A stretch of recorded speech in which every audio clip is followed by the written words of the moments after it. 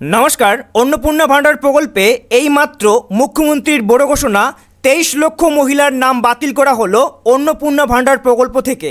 যদি আপনি লক্ষ্মী ভাণ্ডার প্রকল্পের টাকা পাচ্ছিলেন, এবারে অন্নপূর্ণা ভাণ্ডার প্রকল্পের টাকা পাওয়ার কথা, কিন্তু অন্নপূর্ণা ভাণ্ডার প্রকল্পে লক্ষ্মী ভাণ্ডার প্রকল্প থেকে নাম স্থানান্তরিত হওয়ার সময় আপনার নাম কেটে বাদ দেওয়া হয়েছে। হতে পারে আপনার নাম সেই লিস্টে রয়েছে। কিভাবে চেক করবেন আপনার সেই লিস্টে নাম রয়েছে কিনা? তো বন্ধুরা, এই মুহূর্তে 1 জুনের আগেই অনেকের নাম বাতিল করা হলো। আপনার নাম বাতিল হয়েছে কিনা সেটা দেখতে বা 3000 টাকা পেতে সম্পূর্ণ ভিডিও দেখবেন। না হলে কিন্তু 1 জুনে আপনারা এই 3000 টাকা অন্নপূর্ণা যোজনা বা অন্নপূর্ণা ভাণ্ডারের টাকা পাবেন না। যদি টাকা পেতে চান 1 জুন থেকে, তো ভিডিওটিকে অবশ্যই সম্পূর্ণ দেখবেন। না হলে কিন্তু আপনার নাম সেই লিস্টে থাকতে পারে এবং আপনি বুঝতে পারবেন না। চলুন শুরু করি। তো বন্ধুরা, সরাসরি স্ক্রিনে দেখতে পাচ্ছেন এই নিয়ে প্রতিবেদন। এখানে কিন্তু স্পষ্ট জানিয়ে দেওয়া হয়েছে কার কার নাম বাতিল হয়েছে, কারা কারা টাকা পাবেন, কারা কারা টাকা পাবেন না, এবং শেষে কিন্তু আপনাদের প্রমাণও দেখাবো যে কারা কারা টাকা পাবে এবং কারা কারা পাবে না। ঠিক আছে, দেখুন বলা হয়েছে নির্বাচন কমিশনের তথ্য অনুযায়ী মোট বাদ যাওয়া ভোটারের সংখ্যা 90 লক্ষের গণ্ডি পেরিয়েছে। এর মধ্যে বিচারাধীন বা ডিলিট হওয়া তালিকার নামও রয়েছে। মোট 90.66 লক্ষ ভোটারের মধ্যে মহিলার সংখ্যা প্রায় 61.93 লক্ষ। দেখতেই পাচ্ছেন টোটাল সংখ্যাও কিন্তু এখানে দেওয়া রয়েছে।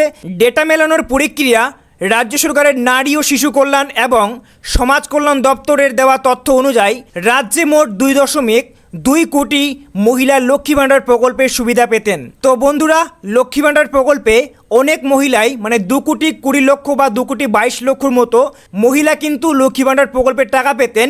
বর্তমানে এই 2.2 কোটি উপভোক্তার তালিকার সাথে এসআইআর প্রক্রিয়ার নাম বাদ পড়া 63 লক্ষ মহিলার নাম মেলানোর কিন্তু কাজ শুরু হয়েছে।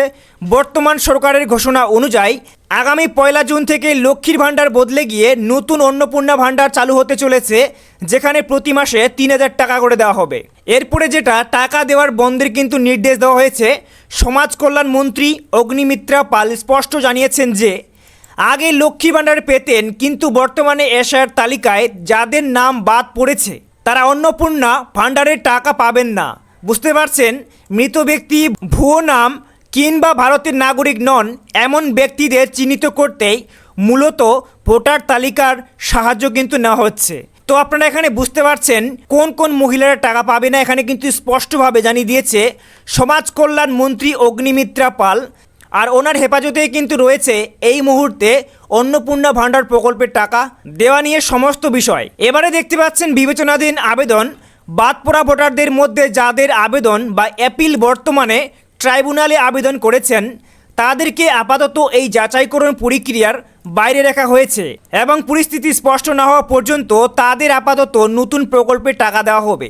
এখানে বলা হয়েছে যে সমস্ত মহিলাদের নাম বিবেচনাধীন লিস্টে বা ট্রাইব্যুনালে আবেদন করেছেন বা অ্যাপিল করেছেন, সেই লিস্টে নাম রয়েছে, সেই সমস্ত মহিলাদের এবার যে নতুন সরকার নতুন প্রকল্প লক্ষ্মী ভাণ্ডার প্রকল্পের পরিবর্তে অন্নপূর্ণা ভাণ্ডার প্রকল্প চালু করতে যাচ্ছে, সেই প্রকল্পের টাকা যে 1 জুন থেকে দেওয়া হবে, সেই প্রকল্পের টাকা কিন্তু আপনারা পাবেন, এমনটাই কিন্তু তিনি জানিয়েছে। সেটা কিন্তু আপনারা নিজের চোখে দেখে নিন, বা সেটা কিন্তু লাইভে তিনি বলে দিয়েছেন, সেটাও আপনারা দেখতে পাচ্ছেন। ভেরিফিকেশনের কিছু বিষয় নেই, মানে যারা লক্ষ্মীর ভাণ্ডার পাচ্ছিলেন তাদের নামটাই ট্রান্সফার হয়ে যাবে অন্নপূর্ণা ভাণ্ডারে।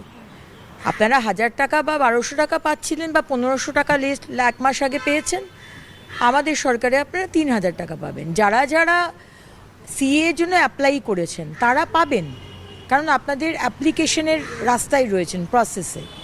যারা ট্রাইব্যুনালে অ্যাপ্লাই করেছেন তারাও পাবেন, কিন্তু যাদের নামটা কাটা গেছে সেটারও ভেরিফিকেশন হচ্ছে, তারা কিন্তু পাবেন না।